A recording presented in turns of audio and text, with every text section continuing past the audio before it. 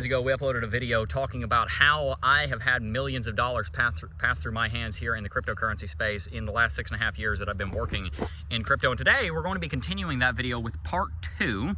In part 1 we talked about one word: consistency, and we talked about the importance of having a system that will bring about the results that you need to reach the goals that you have, whether that be having a happy family life or having $1 million altcoin portfolio, whatever it may be. Consistency and what you do every single day is an incredibly important part of how you're actually going to reach those goals. So go back and watch part 1 if you haven't already. But today we're going to talk about something different.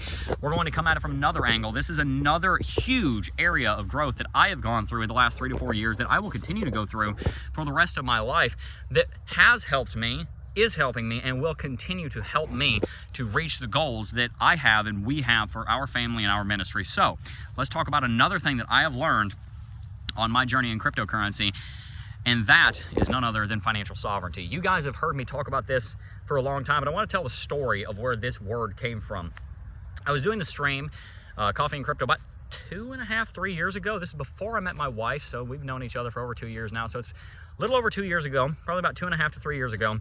And I remember just this word, boom, I'm sitting there in the middle of a sentence. This is during the last bull market, so I'm probably covering some news, doing some charting, whatever. This phrase, financial sovereignty, boom, smacks me upside the head. And I'm like, man, I'm live in front of 5,000 people that are watching. And I'm like, what is this? What is this word? There's something here. And I remember that feeling because I had that feeling when I started the channel. When I started this channel, I saw a video by a guy named Crypto Nick, about my same age. Nobody knows who he is anymore, but at the time he had like 200,000 subscribers. His channel was about the size of ours right now, and he was about my same age. And I saw a video that said how I make $30,000 a month mining Bitcoin. And I said to myself, man, I want to learn how to make $30,000 a month mining Bitcoin. What's Bitcoin? The date is July 31st, 2017. I watched that video, I dive in, and my life has been different ever since. And I remember after watching that video, at the end of that video, just thinking to myself, you know, this is kind of a goosebumps moment. It's like a, whoa.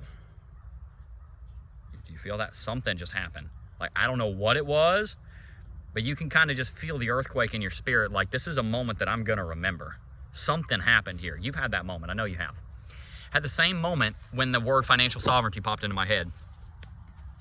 And my life has never been the same because I spent the next 2 years, now we're fast forward to about a year ago, 18 months ago now, trying to figure out what it meant. And I'm a Christian, so I read my word. And one of the things that I realized that in Genesis chapter 1, verse 28, the word says, and God blessed them, and God said unto them, who's them? The man and woman he created in the verse before, Adam and Eve. And God blessed them, and God said unto them, be fruitful and multiply and replenish the earth and subdue it, and have dominion over the fish of the sea and the fowl of the air and over every living thing that moveth upon the earth. That is the very first and the very second commandment that God gave man and woman. Be fruitful and multiply and replenish the earth. Why? So that we can fulfill the second commandment, which is to subdue it. Subdue is a word that means to have dominion. It means to have kingship. It means to have authority. It does not mean to be tyrannical, but it does mean to be sovereign. Now fast forward 4,000 years and you get to the life of Christ. And in the 5th chapter of the Bible, Christ is doing all these miracles, and he sits down on top of a hill and he's preaching to the masses, and he says something that would absolutely blow everybody's mind. Blessed are the meek, for they shall inherit the earth. Well, wait a second. He's talking to a bunch of Roman subjects. It seems like Caesar, he's not meek, he's a tyrant, has inherited the earth. What gives, Jesus? I thought you were the Son of God. I thought you knew what you were talking about, man. What do you mean the meek shall inherit the earth? Well, if you combine those two, you have financial sovereignty. Because God commands us to subdue the earth and have dominion and kingship and authority over it, and to control the earth, that being everything in creation that's not other people. But we didn't really get the prescription about how we should do that until much later. Blessed are the meek, for they shall inherit the earth is honestly a synopsis of the entire book of Proverbs. If you pursue wisdom, then wisdom promises that you will be rewarded with what? Substance. What is substance? Time, money, and possessions.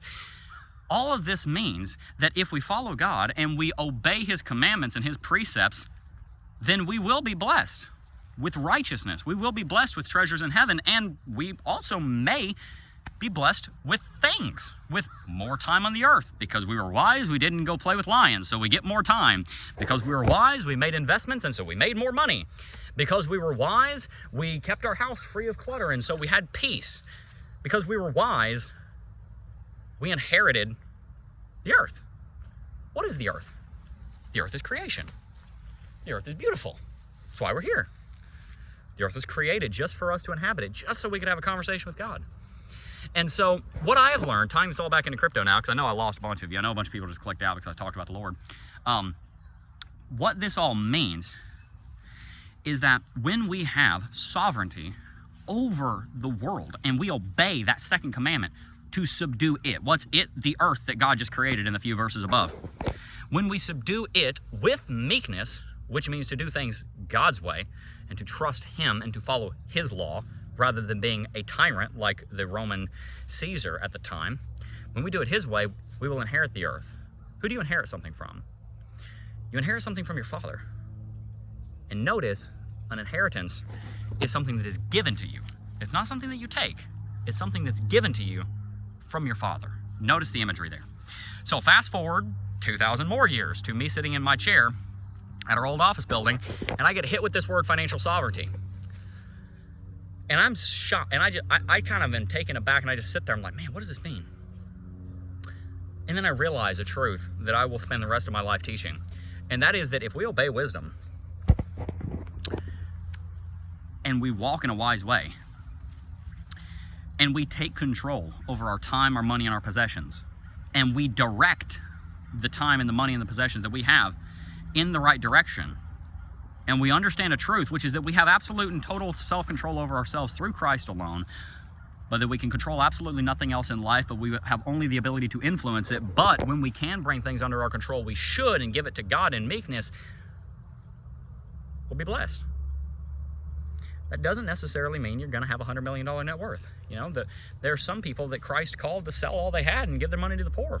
Jesus commended the old lady that gave her last 2 pennies to the temple. Financial sovereignty doesn't mean you're going to be rich, although it probably does mean you're going to be better off than you are right now.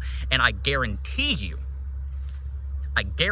with all conviction and authority, because I speak on this on the authority of Scripture, that by subduing the earth with meekness the way that you were commanded to, you will have more love, joy, and peace. You may or may not have more money. I know people that have been called to give their very home to others. But I tell you what, though some of those people that have given away all that they have might not have as much money as you do, or I do, or other people do, they have more love, joy, and peace than anybody else. And that, my friends, is the true treasure of financial sovereignty. For many people, it might be having $1 million net worth. But what I guarantee you it will bring is love, joy, and peace, which ultimately, you want those 3 things because you really think, if you think about it, that that's what your money's going to bring you. And I'm here to tell you that money does not have to stand in the way of love, joy, and peace, but it is absolutely not the source of it. So seek to live your life in a financially sovereign way. What that means is to be a good steward of your time. Don't oversleep. Don't love sleep so much. Don't sit around playing video games 4 hours a day. Spend time on things that matter, like time with your wife, your kids, your husband, if you're a woman. You know, spend your time doing your research. Spend your time setting up structures to invest appropriately. Keep your house in order. Get rid of clutter. It's unpeaceful. If you got something you don't need and you got debt, boom, sell it, pay off the debt. Simple. As far as your money's concerned, use it like you're going to die tomorrow, but invest like you're going to live forever. You're not. But always remember that any day could be your last. And always live in a way that if it was, you'd be glad for the way you spent it. That is one of the earth-shattering truths that I have learned in my 6.5 years here in cryptocurrency that I'll carry with me for the rest of my life, and I find to be vastly more valuable than the $5 million I've touched in my life.